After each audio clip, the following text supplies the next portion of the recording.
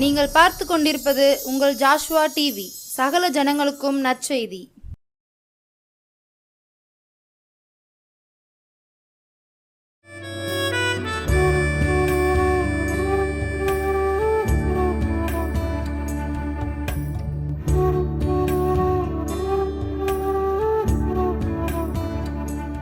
அன்பார்ந்த Joshua TV நேயர்களுக்கு ஆண்டவரும் உலக இரட்சகருமாம் இயேசு கிறிஸ்துவின் ஈடு இணையற்ற நாமத்தினாலே அன்பின் சமாதான வாழ்த்துதலை தெரிவித்துக் கொள்கின்றேன். பிதாவாகிய தேவனாலும் நம்முடைய கர்த்தராகிய இயேசு கிறிஸ்துவினாலும் கிருபையும் சமாதானமும் உங்களுக்கு உண்டாவதாக. உங்களை இந்த நற்செய்தி நேர பகுதிக்கு நியாயாதிபதி இயேசுவின் ஊழியங்கள் சார்பாக அன்போடு வாழ்த்தி வரவேற்கின்றேன். கர்த்தர் பெரிய காரியங்களை செய்து உங்களை ஆசீர்வதிப்பாராக. மீண்டுமாக இந்த நற்செய்தி நேர பகுதி வாயிலாக உங்களை சந்திப்பதில் பெரும் மகிழ்ச்சி அடைகின்றேன். இந்த நாளிலும் இந்த நற்செய்தி நேர பகுதி வாயிலாக கர்த்தர் நமக்கு கொடுக்கிற நற்செய்தி என்னவென்றால், நீதிமொழிகளின் புஸ்தகம் 28வது அதிகாரம் அதில் 20ஆம் வசனம். நீதிமொழிகள் 28வது அதிகாரம் 20வது வசனம். நீங்கள் பரிசுத்த வேதாகமத்தை கையில் வைத்திருந்தீர்களே என்றால் அதில் பழைய ஏற்பாட்டு பக்கம் 744 எடுத்துக்கொள்ளுங்கள். நீதிமொழிகள் 28வது அதிகாரம் அதில் 20வது வசனம் சொல்கிறது, உண்மையுள்ள மனுஷன் பரிபூர்ண ஆசீர்வாதங்களை பெறுவான், ஐஸ்வர்யவானாகிறதற்கு தீவி இருக்கிறவனோ ஆக்கினைக்கு தப்பான். அப்படியே தலைகளை தாழ்த்தி இந்த வாசனத்தின் மூலமாக கர்த்தர் நம்மோடு கூட தெளிவான வார்த்தைகள் மூலமாக இடைபடும்படியாக, அவர் நம்முடைய இருதயத்தில் கிரியை செய்யும்படியாக, இந்த வார்த்தை நம்ம நிலைத்திருக்கும்படியாக அப்படியே தலைகளை தாழ்த்தி ஜெபிப்போமா. எங்களை நேசித்து வழி நடத்தி வருகிற எங்கள் அன்பின் பரலோக பிதாவே, இந்த ஆசீர்வதிக்கப்பட்ட இரவு வேளைக்காக உமக்கு நன்றி செலுத்துகிறோம். பகல் முழுவதுமாக இந்த நிமிடம் வரைக்கும் எங்களை கண்மணி போல பாதுகாத்து நல்ல சரீர ஜீவ பல சுகத்தை கொடுத்து உம்முடைய சமூகத்தில் உம்முடைய வார்த்தையை தியானிக்கும்படியான கிருபைகளை கொடுத்தீர். உமக்கு ஸ்தோத்திரம். இந்த நற்செய்தி நேரம் வாயிலாக ஆண்டவரே, இந்த நற்செய்தி அப்பா, உண்மையுள்ள மனுஷன் பரிபூர்ண ஆசீர்வாதத்தை பெறுவான். தகப்பனே, இந்த பரிபூர்ண ஆசீர்வாதத்தை பெறுவதற்கு ஆண்டவரே நாங்கள் என்ன செய்ய வேண்டும்? பரிபூர்ண ஆசீர்வாதத்தை நாங்கள் பெற்றுக்கொள்ள வேண்டுமே. இயேசு கிறிஸ்துவை அறிந்த பின்னும் இயேசு கிறிஸ்துவனுடைய அந்த பரிசுத்த ஆவியினாலும் அக்கினியினாலும் கொடுக்கிற அந்த ஞானஸ்தானத்தை பெற்றுக்கொண்ட பின்னரும் இன்னும் என்னுடைய வாழ்க்கையில் பரிபூர்ண ஆசீர்வாதங்கள் இல்லை ஆண்டவரே, நான் என்ன செய்ய வேண்டும் என்பதனை எங்களுக்கு தெளிவாக நீர் போதிக்கிற போதகராக எங்களோடு கூட இடைபடும்படியாக ஜெபிக்கிறோம்.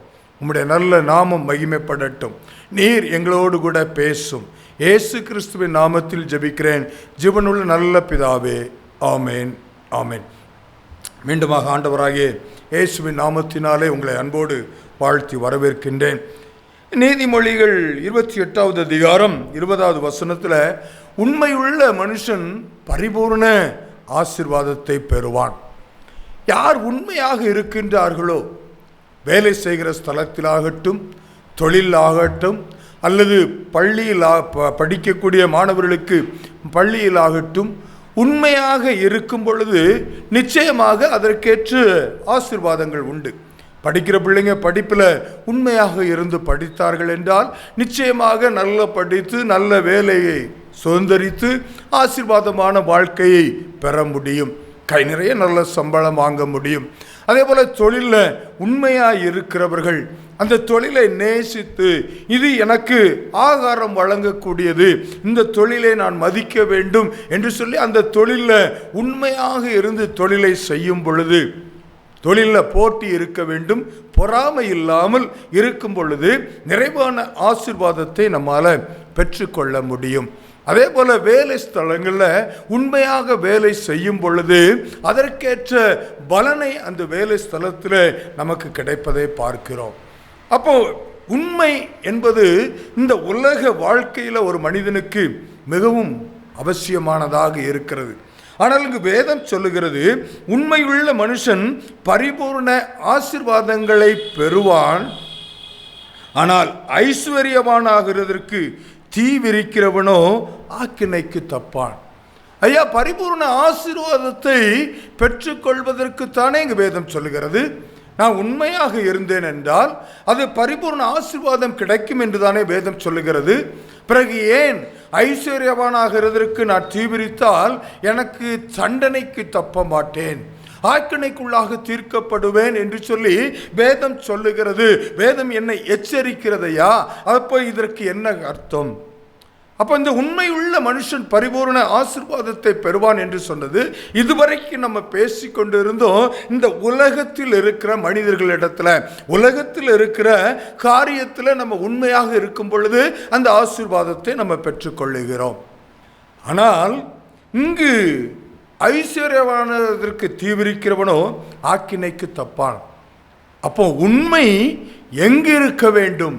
இந்த உலகத்து ஆசீர்வாதம் எனக்கு வேண்டும், இந்த உலகத்தில் நான் பணம் சம்பாதித்து நல்லபடியாக செழிப்போடு நான் வாழ வேண்டும், எந்த பொருளை குறைவில்லாதவனாக ஆசீர்வாதம் உள்ளவனாக நான் இருக்க வேண்டும் என்று சொல்லி அதற்கு பின்பாக உண்மையாக இருந்து கொண்டு இருந்தோம் என்றால் பின் நாட்களில் ஆக்கினைக்குள்ளாக தப்ப முடியாது, ஆக்கினை நமக்கு வந்து சேரும். அப்படியானால் இங்கு வேதம் என்ன சொல்ல விரும்புகிறது? நம்மோடு கூட கர்த்தர் என்று பேசக்கூடிய காரியம் என்ன? இயேசு கிறிஸ்துவனுடைய வார்த்தை, அந்த வார்த்தையாய் மாமிசமாகி வந்தது, அதுதான் இயேசு கிறிஸ்து. அப்போ அந்த வார்த்தை மூலமாக நம்மோடு கூட இடைபடக்கூடிய காரியம் என்ன?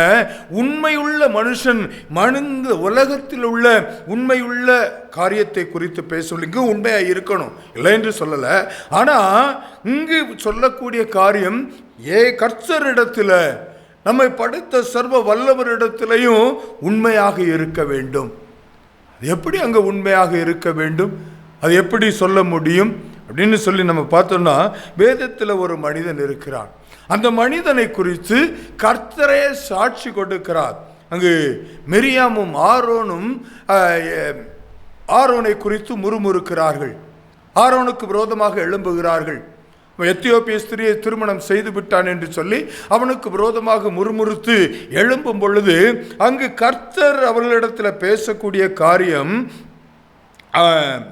என் தாசனாகிய மோசேயோ அப்படிப்பட்டவன் அல்ல, அதாவது நீங்கள் பேசுகின்றீர்களே அதே போல ஒத்த மனிதன் அவன் அல்ல. என்னுடைய மோசே, என் தாசனாகிய மோசே அப்படிப்பட்டவன் அல்ல, என் வீட்டில் எங்கும் அவன் உண்மையுள்ளவன். என் வீட்டில் எல்லா இடத்திலும் அவன் உண்மை உள்ளவனாக இருக்கிறான். அப்போ இந்த உலகத்தில் நம்ம எப்படி எல்லாவற்றிலும் உண்மை உள்ளவராக இருக்கிற வேண்டுமோ அதே போல கர்த்தரிடத்திலும் நாம் உண்மை உள்ளவராக இருக்க வேண்டும். அதுதான் பரிபூர்ணமான ஆசீர்வாதம். இந்த உலக ஆசீர்வாதத்தை மாத்திரம் நம்ம பெற்றுக்கொள்வது பரிபூர்ணமான ஆசீர்வாதம் அல்ல, அது ஆசீர்வாதம். ஆனால் பரிபூர்ணம், அந்த ஆசீர்வாதம் பரிபூர்ணமான ஆசீர்வாதமாக மாற வேண்டும் என்றால் நான் நித்திய ஜீவனை அடைய வேண்டும். நான் பரலோக ராஜ்யத்தில் தேவனுடைய சித்தம் செய்து பரலோக ராஜ்யத்தில் அவரோடு கூட நான் இருக்கும் பொழுதுதான் அது பரிபூர்ணமான ஆசீர்வாதமாக மாறுகிறது. அப்போ அந்த பரிபூர்ண ஆசை உள்ளவனாக இருக்கிறதுக்கு மோசே என்ன செய்தான்? நிறைய காரியங்கள் இருக்கு. ஒரு காரியத்தை மாத்திரம் இன்று தியானிக்க நான் ஆசைப்படுகிறேன். மோசே குறித்து கர்த்தரே சொல்றாரு, அவன் உண்மை உள்ள, என் வீட்டில் எங்கும் உண்மை உள்ளவனாக இருந்தான். நீங்கள் பார்த்தீங்கன்னா யாத்ராகமத்தின் புஸ்தகம் 3வது அதிகாரம் 5வது வசனத்தில் கர்த்தர் முட்செடியில் அவனுக்கு காட்சி கொடுக்கிறார். வனாந்தரத்தில் அவன் ஆடுகளை மேய்த்து கொண்டு இருக்கிறான். அவன் ஆடுகளை மேய்த்து கொண்டு இருக்கும் பொழுது அவனுக்கு முன்பாக கர்த்தர் முட்செடியில் தோன்றுகிறார். அக்கினி பற்றி எரிகிறது. அக்கினி பற்றி எரிந்த உடனேயும் இவன் பார்க்கிறான், அது பச்சையான மரத்தில் அந்த முட்செடியில் அக்கினி பற்றி எரிகிறது. ஆனால் அந்த மரம் எரியவில்லை.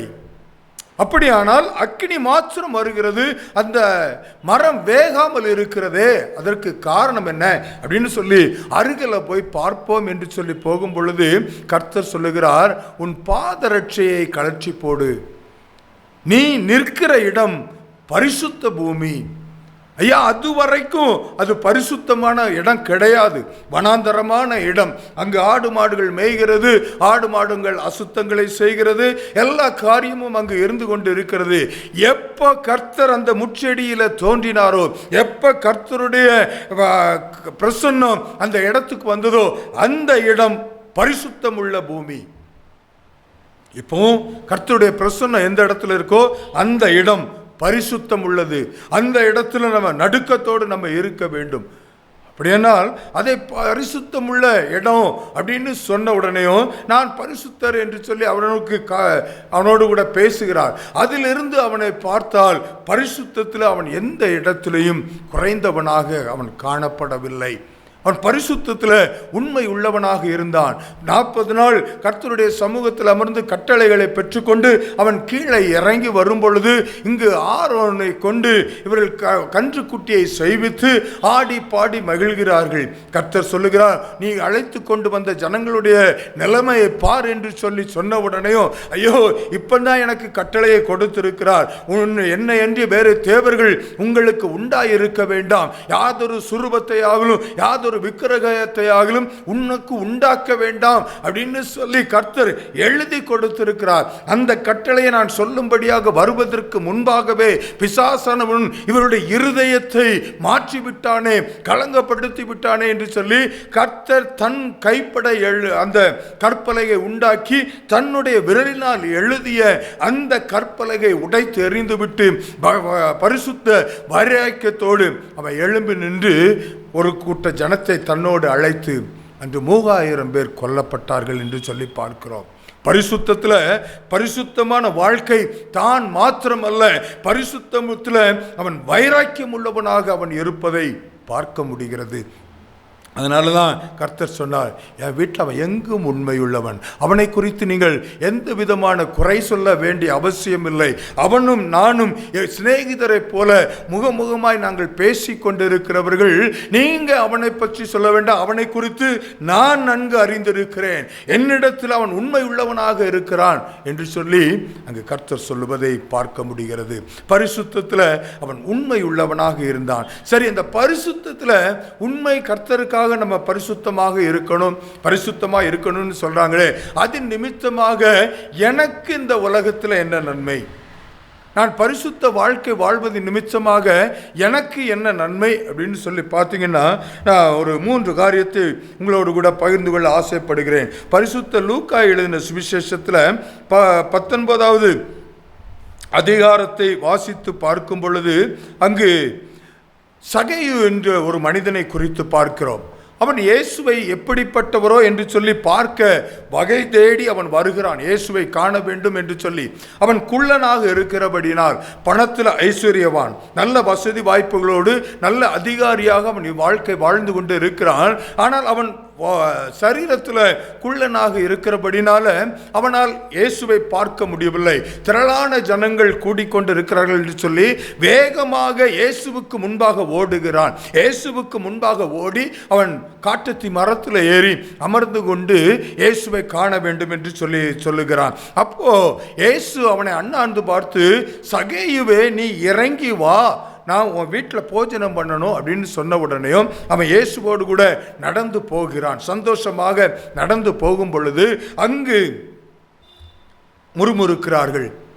இவர் பாவியான மனுஷன் அல்லவா, இந்த பாவியான மனுஷனுடைய வீட்டில் போய் இவர் போஜனம் பண்ணுவேன்னு சொல்றாரு, ஆகாரம் புசிப்பேன்னு சொல்றாரு, இவர் எப்படி தேவனுடைய குமாரனாக இருக்க முடியும், இவர் எப்படி பரிசுத்தமுள்ள பிதாவினுடைய குமாரனாக இருக்க முடியும் என்று சொல்லி ஒருவருக்கொருவர் முறுமுறுக்கிறார்கள். அதை இவன் கேட்கிறான். கேட்ட மாத்திரத்தில் இவன் என்ன செய்தான் அப்படின்னா, ஐயோ, நான் தவறு செய்திருக்கிறேன், நான் பாவம் செய்திருக்கிறேன், என்னுடைய வாழ்க்கையில் இவர்கள் பாவி என்று என்னை முத்திரை குத்தி வைத்திருக்கிறார்கள், இதுவரை நான் அதை அறிந்து கொள்ளவில்லை, அவங்க எப்போ சொன்னாங்களோ, இயேசுவோடு கூட பழகினதற்கு அப்புறம் தான் தெரியுது, இவங்க வெளிப்படுத்தப்படுகிறது, ஐயோ நான் பாவம் செய்திருக்கிறேன், நான் அநியாயமாக வாங்கின காரியம் நான் பாவம் செய்தது, இதுவரை நான் அதை அனுபவித்திருக்கிறேன், அந்த பணத்தை அனுபவித்தது நிமித்தமாக நான் என் ஆஸ்தியில பாதிய ஏழைகளுக்கு கொடுத்து விடுகிறேன், மீதி யாரிடமாவது நான் அநியாயமாக வாங்கினது உண்டானால் நாலத்தனையாக திருப்பி கொடுத்து விடுகிறேன். அப்படியானால் என்ன அர்த்தம்? பாதி போச்சு, மீதி நாலத்தனையா திருப்பி கொடுத்தாச்சு, எனக்கு சொத்து சுகம் எதுவும் தேவையில்லை, எனக்கு இந்த உலக ஆசீர்வாதம் எனக்கு தேவையில்லை, உலக பணம் எனக்கு தேவையில்லை, இயேசு ஒருவர் மாத்திரம் போதும் என்று சொல்லி அந்த பரிசுத்த தெய்வத்திற்கு என் வீட்டுக்கு வருவதற்கு தடையாக என் பாவம் இருக்குமாயின், அந்த பாவம் எனக்கு எந்த பொருள் இருந்தாலும், எவ்வளவு பணம் இருந்தாலும், எவ்வளவு ஆஸ்தி இருந்தாலும் அது ஒன்றும் எனக்கு தேவையில்லை, பரிசுத்தர் இயேசு மாத்திரம் போதும், நானும் பரிசுத்தம் உள்ளவனாக இருக்கணும்னு சொல்லி இயேசுவினிடத்தில் சொன்ன மாத்திரத்தில் இந்த வீட்டிற்கு ரட்சிப்பு வந்தது என்று சொன்னார். அப்போ அந்த குடும்பம் ரட்சிக்கப்படுவதற்கு காரணம் அவனுடைய பரிசுத்தம் உள்ள ஒரு வாழ்க்கை. பாவத்தை அறிக்கை செய்து பாவ மன்னிப்பை பெற்றது நிமித்தமாக அவனுடைய வாழ்க்கை பரிசுத்தமாக மாறினது மாத்திரமல்லாமல் அவனுடைய குடும்பமும் ரட்சிக்கப்பட்டது என்று சொல்லி பார்க்கிறோம். அப்போ நான் பரிசுத்தமான ஒரு வாழ்க்கை வாழ்ந்தேன் என்றால் என் குடும்பம் முழுவதுமாக ரட்சிப்புக்குள்ளாக நடத்துவதற்கு அது ஒரு வழி. நான் பரிசுத்தமான வாழ்க்கை வாழ்ந்தால். ரெண்டாவது ஒரு காரியத்தை பார்த்தோம் என்றால், ஆதியாகமத்தின் புஸ்தகம் 39வது அதிகாரத்தில் 2வது வசனத்தில் நம்ம பார்த்தோம்னா, கர்த்தர் யோசேப்போட இருந்தார், அவன் காரிய சித்தியுள்ளவனானான், அவன் எகிப்தியனாகிய தன் எஜமானுடைய வீட்டிலே இருந்தான், கர்த்தர் அவனோட இருக்கிறார் என்றார், அவன் செய்கிற யாவையும் கர்த்தர் வாய்க்க பண்ணுகிறார் என்றும் அவன் எஜமான் பார்க்கிறான். அப்போ கர்த்தர் யோசேப்போடு கூட இருக்கிறார். யோசேப்பினுடைய நிலைமை எல்லாரும் நன்கு அறிந்தது. அவன் தன்னுடைய சகோதரர்களால் காயப்படுத்த கொலை செய்ய விரும்பி அவனை எடுத்து குழியில் போட்டு, பின்பு அவனை எடுத்து இஸ்மவேலர் இடத்துல விற்று போட்டு அதற்கு பிற்பாக அவன் போர்த்திபாருடைய கைக்கு கொண்டு செல்லப்படுகிறான்.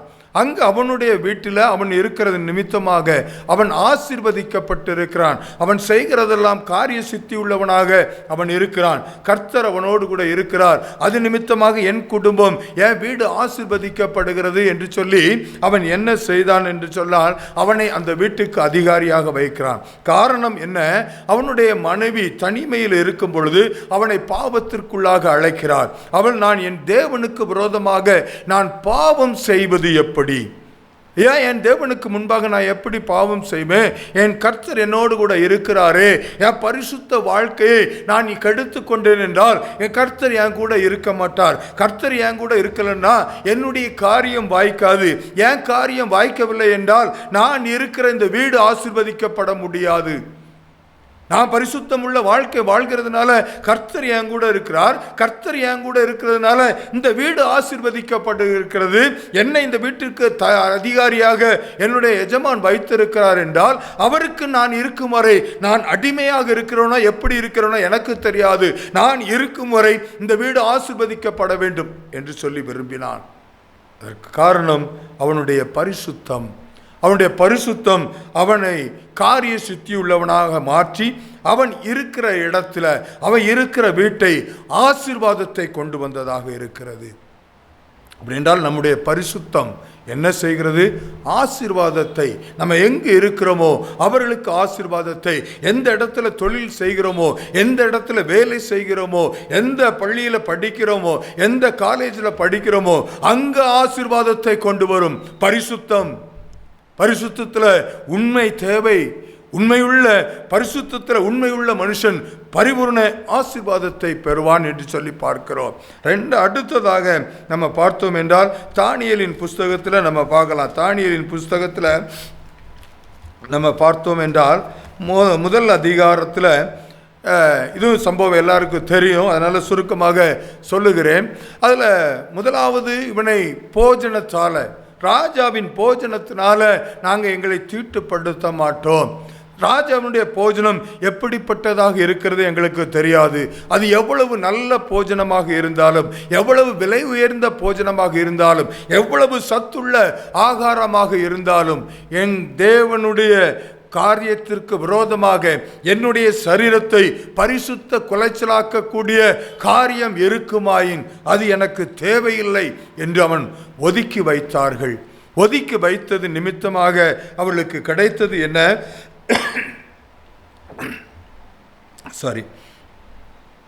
தானியேல் 1வது அதிகாரம் 17வது வசனம் சொல்லுகிறது, இந்த 4 வாலிபருக்கும் தேவன் சகல எழுத்திலும் ஞானத்திலும் அறிவையும் சாமர்த்தியத்தையும் கொடுத்தார். தானியேலை சகல தரிசனங்களையும் சொப்பனங்களையும் அறியத்தக்கதாக அறிவுள்ளவனாக்கினார். ஏன்? அவர்கள் அடிமையாக கொண்டு போகப்பட்ட வாலிபர்கள் தான். அந்த வாலிபர்கள் நமக்கு இங்கு சுகமாக இருக்கலாம், அடிமையாக வந்தாலும் இங்கு நமக்கு ஒரு நல்ல வாய்ப்பு கிடைத்திருக்கிறது, அதனால நம்முடைய வாழ்க்கை எப்படி என்றாலும் இருந்தாலும் பரவாயில்லை என்று சொல்லி அவர்கள் இருக்கவில்லை. தேவனுக்கு ஏற்ற பரிசுத்தம் எனக்குள்ளாக வேண்டும் அப்படின்னு சொல்லி அவர்கள் தங்கள் பரிசுத்தத்தை காத்து கொண்டது நிமித்தமாக நல்ல ஞானத்தை பெற்றுக்கொண்டார்கள். வாலிப பிள்ளைகளே, வாலிப தம்பி தங்கச்சி, உங்களுக்கு ஞானத்தில் குறைவுள்ளவர்களாக இருக்கிறீங்களா? ஐயோ, என்னால் இதை படிக்க முடியலையே, நான் படிக்கிறது எனக்கு புரியலையே, இந்த எப்படி செய்யணும்னு எனக்கு தெரியலையே, என்னுடைய எதிர்காலத்தை நான் எப்படி தெரிந்தெடுப்பது என்று தெரியலையே, கலங்கி போய் நிற்கிறீர்களா? உங்கள் பரிசுத்தத்தை காத்து கொள்ளுங்கள். கர்த்தர் உங்களுக்கு எதிர்காலத்தை நல்ல ஞானத்தை கொடுத்து உங்களை ஆசீர்வதிக்க உண்மை உள்ளவராக இருக்கிறார். அடுத்து நீங்கள் பார்த்தீங்கன்னா தானியேலின் புஸ்தகத்தில் 3வது அதிகாரத்தில் நம்ம வந்தோம் என்றால், அங்கு ராஜா ஒரு பொற்சிலையை நிறுவி இதைத்தான் எல்லாரும் வணங்க வேண்டும் என்று சொல்லி சொல்லுகிறான். இதைத்தான் வணங்க வேண்டும் என்று சொல்லி சொல்லும் பொழுது அவர்கள், எங்கள் தேவன் எங்களை தப்புவிக்க வல்லவராய் இருக்கிறார், அவர் தப்புவியாமற் போனாலும் நீர் நிறுத்தின பொற்சிலையை நாங்கள் வணங்க மாட்டோம். ஏனென்றால் கர்த்தர் கட்டளை கொடுத்திருக்கிறார், என்னை அன்றி வேறே தேவர்கள் உங்களுக்கு உண்டாயிருக்க வேண்டாம். கர்த்தருடைய பிரதான கட்டளையாக இருக்கிறது. அந்த கட்டளையை நான் எப்படி மீற முடியும்? அது ஒருவேளை ராஜாவினுடைய கட்டளையாக இருக்கலாம், ஒருவேளை அதனால் எரிகிற அக்கினி சூளையில் நான் போடப்பட்டு மறிக்கக்கூட சூழ்நிலையில் இருந்தாலும் இருக்கலாம். எனக்கு இந்த பதவி தேவையில்லை, இந்த பணம் தேவையில்லை, இந்த உலக ஆசீர்வாதம் எனக்கு தேவையில்லை. நான் இன்று இதற்காக மரித்தேன் என்றால் என் தேவனுடைய ராஜ்யத்தில் நான் பரிசுத்தமாக வாழ்ந்தது நிமித்தமாக அவருடைய ராஜ்யத்தில் நான் இருப்பேன் என்று சொல்லி அதற்காக வைராக்கியம் பாராட்டியது நிமித்தமாக அக்கினி சூளையில் தப்பு வைக்கப்பட்டார்கள். உண்மை. அடுத்து நடந்த சம்பவம் என்ன? 29வது வசனம் சொல்லுகிறது, ஆதலால் சாத்ராக், மேஷாக், ஆபேத்நேகோ என்பவர்களுடைய தேவனுக்கு விரோதமாக தூஷண வார்த்தையை சொல்லுகிற எந்த ஜனத்தானும் எந்த ஜாதியானும் எந்த பாஷைக்காரனாலும் துண்டித்து போடப்படுவான், அவன் வீடு எருக்களமாக்கப்படும் என்று என்னாலே தீர்மானிக்கப்படுகிறது. இவ்விதமாய் ரட்சிக்கத்தக்க வேறே தேவன் வேறு ஒருவரும் இல்லை என்றான். எந்த ராஜா இந்த சிலையை வணங்கலன்னா உன்னைய அக்கினி சூளையில் போடுவேன்னு சொன்னானோ அதே ராஜா சொல்றான், இந்த தேவனை நிந்திக்கிறதுக்கு தூஷணமான வார்த்தைகளை யார் பேசுகிறார்களோ அவர்கள் வீடு எருக்களமாக்கப்படும். இவங்க ராஜாவுக்கு சுவிசேஷம் சொல்லலை, ராஜாவின் இடத்துல போய் வேற எதையும் சொல்லலை, எங்களுடைய தேவன் எப்படிப்பட்டவருங்கிறத சொல்லலை. பரிசுத்தமான வாழ்க்கை வாழ்ந்தது நிமித்தமாக கர்த்தர் அங்கு வாழ்க்கையில் ஒரு பெரிய அற்புதத்தை செய்தது நிமித்தமாக, எல்லா ஜனங்களுக்கு முன்பாக செய்தது நிமித்தமாக ஒரு ராஜாவினுடைய கட்டளை பிறக்கிறது. இவர்கள் தேவனே தேவன், இவர்களை இவனுடைய தேவனை யாரும் தூஷிக்க கூடாது என்று சொல்லி. அது மாத்திரமல்ல, அடுத்து தானியேல் செய்த காரியத்தை பாருங்கள். யாரிடத்திலும் விண்ணப்பம் பண்ணக்கூடாது, 30 நாள் வேறு யாருக்கும் விண்ணப்பம் பண்ணக்கூடாது என்று சொல்லி ராஜாவினுடைய கட்டளை பிறந்திருக்கிறது. அதை மீறி அது கையெழுத்திட்டாச்சுன்னு தெரிந்ததுக்கு அப்புறமாவும் இவன் என்ன செய்றான்? மாடியில் போய் பலகணிகளை திறந்து கொண்டு முன்பு செய்தது போல அவன் 3 வேளை கர்த்தரை நோக்கி ஜெபித்தான். வேறு யாரிடத்திலும் விண்ணப்பம் பண்ணக்கூடாது, எந்த அதிகாரி இடத்திலும் பண்ணக்கூடாது, எந்த மனுஷரிடத்திலும் விண்ணப்பம் பண்ணக்கூடாது. இது ராஜாவினுடைய கட்டளை. அப்படி மீறினால் சிங்கக்கவியில தூக்கி போடப்படுவீர்கள் என்று கட்டளை பிறந்திருந்தாலும் என் கர்த்தரிடத்தில் நான் வேண்டுதல் செய்வேனே ஒழிய, என் ஒத்தாசை வரும் பர்வதத்தை நோக்கி நான் பார்ப்பேனே ஒழிய வேறு எந்த மனிதனையும் பார்க்க மாட்டேன். எந்த ராஜாவினிடத்திலும் விண்ணப்பம் செய்ய முடியாது. என் கர்த்தரிடத்தில் நான் என்ன பொருத்தனை பண்ணினோ, நான் எதை செய்து கொண்டு வந்தேனோ அதை கர்த்தரிடத்தில் மாத்திரமே செய்வேன் என்று சொல்லி வந்த உண்மையாக பரிசுத்தத்தில் வைராக்கியமாக இருந்தான். வேறு யாரையும் நான் வணங்க மாட்டேன், யாரிடத்திலும் கெஞ்ச மாட்டேன், யாரிடத்திலும் கேட்க மாட்டேன் என்று சொல்லி அவன் வைராக்கியம் பாராட்டியது நிமித்தமாக நடந்த காரியம் என்ன? 26வது வசனத்தில், என் ராஜ்யத்தில் ஆளுகைக்குள் எங்கும் உள்ளவர்கள் யாவரும் தானியேலின் தேவனுக்கு முன்பாக நடுங்கி பயப்பட வேண்டும் என்று என்னாலே தீர்மானிக்கப்படுகிறது. அவர் ஜீவனுள்ள தேவன், அவர் என்றென்றைக்கும் நிலைத்திருக்கிறவர். அங்கு அவருடைய ராஜ்யம் அழியாதது, அவருடைய கர்த்தத்துவம் முடிவு பரியந்தம் நிற்கும். எந்த ராஜா என்னிடத்துல தான் விண்ணப்பம் பண்ணணும்னு சொன்னானோ அதே ராஜாவினுடைய வாயிலிருந்து கட்டளை பிறக்கிறது, முத்திரையிடப்படுகிறது. இவங்க தேவனே தேவன், இவங்களுடைய ராஜ்யம் முடிவில்லை. அந்த பரலோக ராஜ்யத்தை குறித்து ஒரு தரிசனம் ஒரு ராஜாவுக்கு கிடைக்கிறது. அந்த ராஜா மூலமாக தாக்கீது பிறப்பிக்கப்படுகிறது. இவங்க தேவன் தான் தேவன், வேறு தேவன் எதுவுமே இல்லை. இவருடைய ராஜ்யத்திற்கு முடிவில்லை. அந்த பரலோக ராஜ்யத்தை குறித்து தரிசனம் அந்த ராஜாவிற்கு எப்படி ஏற்பட்டது? இவனுடைய வைராக்கியம், அவர்கிட்ட தான் முறையிடுவேன், அவரிடத்துல விண்ணப்பம் பண்ணுவேன் என்று சொல்லி அதில் அவன் வைராக்கியம் பாராட்டியது நிமித்தமாக, அதில் அவன் உண்மை உள்ளவனாக இருந்தது நிமித்தமாக, பரிசுத்தத்தில் உண்மை இருந்தது நிமித்தமாக கர்த்தர் அவனை பலப்படுத்தினார். சிங்கக்கவியிலிருந்து மாத்திரம் பாதுகாக்கல, சிங்கத்தின் வாயை மாத்திரம் கட்டி போடல, இந்த ராஜாவினுடைய இருதயத்தை திறந்தார். ராஜாவினுடைய இருதயம் திறக்கப்பட்டது. ஜீவனுள்ள தேவனுடைய ராஜ்யத்தை குறித்து அவன் பேசக்கூடிய நிலைமைக்கு மாற்றப்பட்டான். காரணம் இவர்களுடைய பரிசுத்தம். இப்போ பரிசுத்தமான வாழ்க்கை நம்ம வாழும் பொழுது உண்மையான மனுஷன் பரிபூர்ண ஆசீர்வாதம்.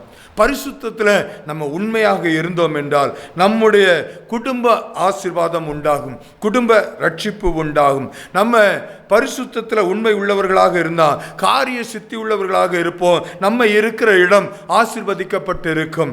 நம்ம பரிசுத்தம் உள்ளவர்களாக இருந்தோம் என்றால் நம்ம நல்ல ஞானத்தை கொடுப்பார், புத்தியை கொடுப்பார். அது மாத்திரம் அல்ல, பரலோக ராஜ்யத்திற்கு உண்டான ஆத்துமாக்களை அறுவடை செய்வதற்கு பரிசுத்தம் நம்முடைய ஆத்துமாக்களை அறுவடை செய்ய உதவி செய்வதாக இருக்கிறது.